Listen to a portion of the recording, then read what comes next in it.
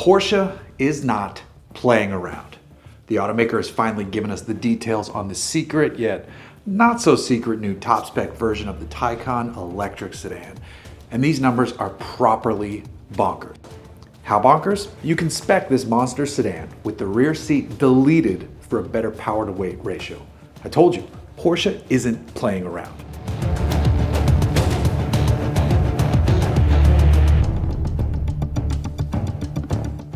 This is the Porsche Taycan Turbo GT, and it just blitzed around Laguna Seca in 1 minute 27.87 seconds. That makes it the fastest ever EV to rip around Monterey, California's finest slice of tarmac. But it's not just faster than other EVs, it's faster than a Porsche 911 GT2 RS, a Pagani Huayra, a 911 GT3 RS, the Dodge Viper ACR, McLaren P1, Porsche 918, and many other extremely quick and wicked things. The specific model unleashed at Laguna Seca is the Taycan Turbo GT with the available Weissach package. Anytime those words are appended to a Porsche model, two things happen. The resulting vehicle becomes a focused destroyer of track records, and Porsche's most well-heeled customers line up to fork over insane amounts of money. Before I dive into what the Weissach package adds to the Turbo GT, let me tell you about the standard version of the car. Porsche has given the Turbo GT a new motor that greatly outperforms the prior version. The base power level of the car is 777 horsepower.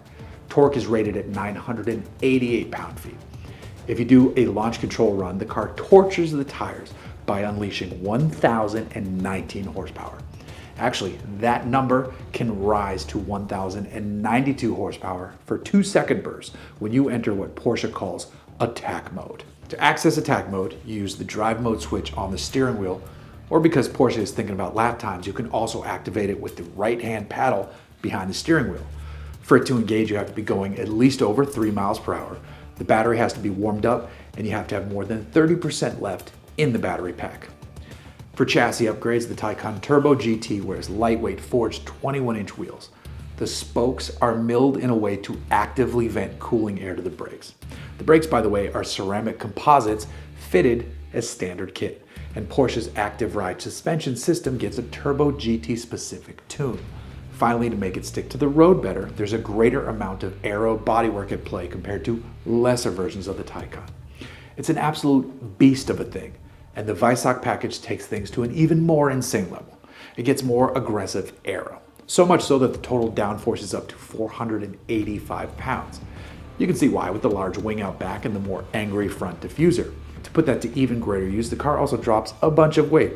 The analog clock is gone. The floor and trunk mats are gone. There's less insulation used, and the rear speakers are tossed out too, which is fine since the entire back seat is gone. This version also goes with just one charging port instead of the two found in the other Taycan models. The standard Turbo GT will go from 0 to 60 miles per hour in 2.2 seconds and has a top speed of 180 miles an hour. With the Weissach package, the 0 to 60 dash dips to 2.1, while the top speed rises to 190 miles an hour. And Porsche development driver Lars Kern used every bit of the aero bits, the reduced weight, the new rear motor, and attack mode to rip off that excellent 1 minute and 27.87 second run at Laguna Seca.